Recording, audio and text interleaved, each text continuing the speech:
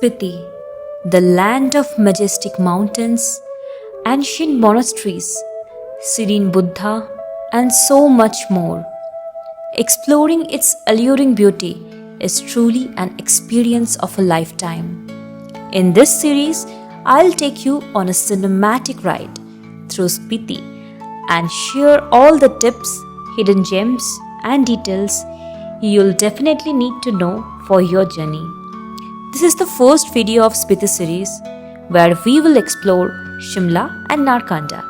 So let's get started.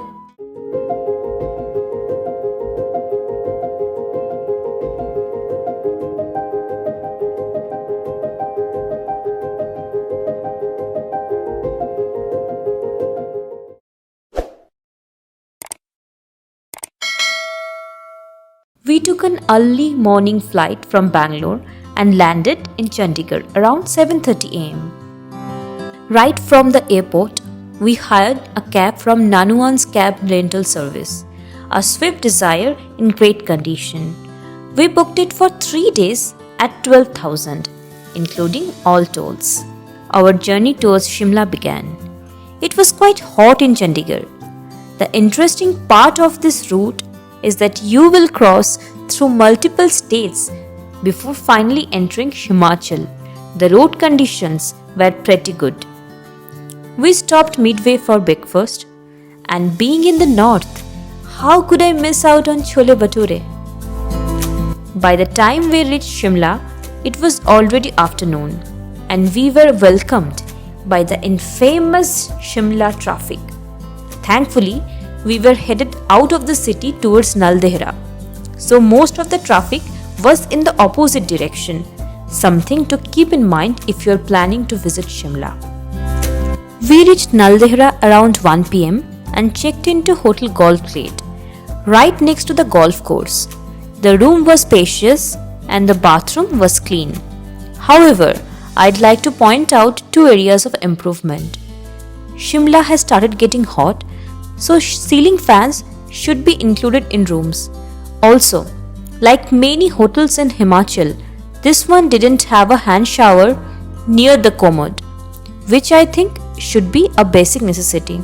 So we have reached our hotel here at Naldehra. The weather, I will say, is pretty hot, but the surrounding is pretty nice. It is very adjacent to the golf course. The name of the hotel is Golf Glade, which is HPTT's property, that means Himachal Pradesh Tourism Property. So the location of the property is very prime, I'll say, and you can see a little bit tranquility and calmness all around you. So yeah, it is really recommended. And the property itself is very old. I think 18th century property it is. So yes, if you want to get the vibe and also want to stay just in the middle of nature, so this property is highly recommended. After lunch at the hotel restaurant, we took a walk towards the golf course. The road is scenic but a bit uphill. So if you are not comfortable walking, you can ride horses. Pro tip: you can't actually enter the golf course unless you are a member. But here is a secret. Visit the HPTDC restaurant next to it.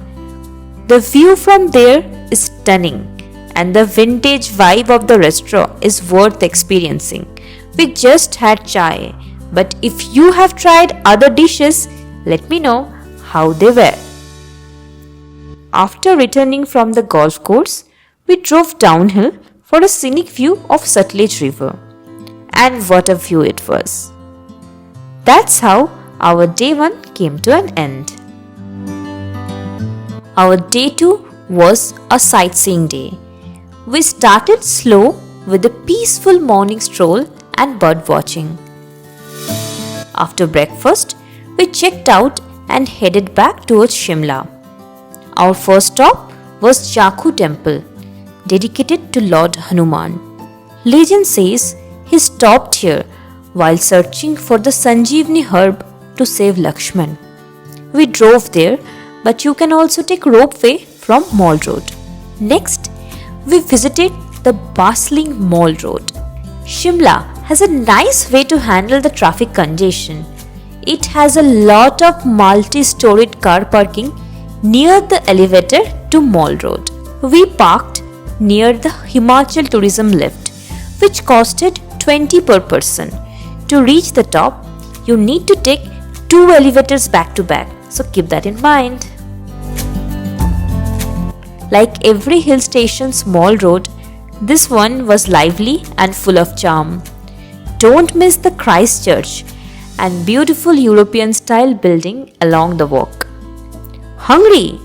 Get to Gufa Ashiana restaurant, located almost at the center of Mall Road. This Himachal Tourism restaurant serves delicious food.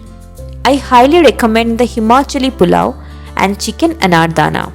Post lunch, we drove to Chel, which was around 2 hours away. It started raining, adding magic to the journey. We visited the Maharaja's Palace in Chel, built in 1891, which now operates as an HPTDC hotel. But do you know that the house of Ranchor Das Chachar from Three Idiots was shot right here? The drive to the place winds through a lush green forest. Absolutely beautiful. By evening, we checked into Galio Hill Resort in Kufri. The hotel was lovely and our room even had a private terrace. And that wraps up our day 2. We started the day with a perfect sunrise from our balcony, a traveler's dream. As my husband is a wildlife photographer and me being a wildlife enthusiast, we were excited about birding in Narkanda. Okay, so today here at Narkanda towards Hathu Peak for birding. Are you excited? Yeah, really looking forward to capturing some good birds. Make sure you follow Wildlife Lensmates. Known for its diverse forest habitats, a guide friend accompanied us, helping us spot some rare and beautiful birds. The day was spent trekking forest trails, waiting patiently with cameras in hand, a truly fulfilling experience.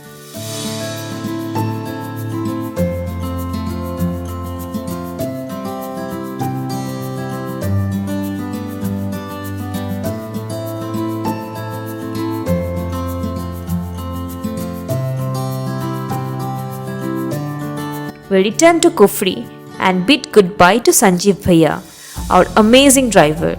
He headed back to Chandigarh while we stayed on. We had a relaxed start on day 4, conserving energy for the long adventure ahead.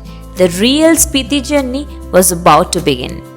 Our 6 friends had taken a Volvo bus from Delhi to Shimla over last night and boarded the Tempo Traveller from Shimla's bus stand.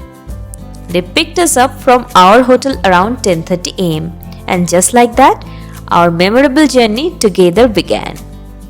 We stopped en route to buy fresh local cherries and khumani, which are nothing but local apricots. Trust me, the cherries were a must try. That night, we stayed at Swastik Homestay in Narkanda, nestled among apple orchards. The hosting auntie was lovely. The rooms were neat and cozy. Post lunch, we set out to explore Narkanda. Our first stop was Tanni Jubbal Lake, which I found just okay. It started drizzling and we tried a local dish called Siddu. Moderately tasty, I'd say. Our final stop for the day was Hathu Mata Temple at Hathu Peak. Dedicated to Ravan's wife Mandodari, the temple's presiding deity is Kali Mata. It is believed that Pandavas spent time here during their exile. The visit felt spiritual and peaceful. A perfect way to end the day. That's all for this episode. But the journey is just getting started. From here, Spiti gets wilder and even more magical. Stay tuned for the next video in the Spiti series.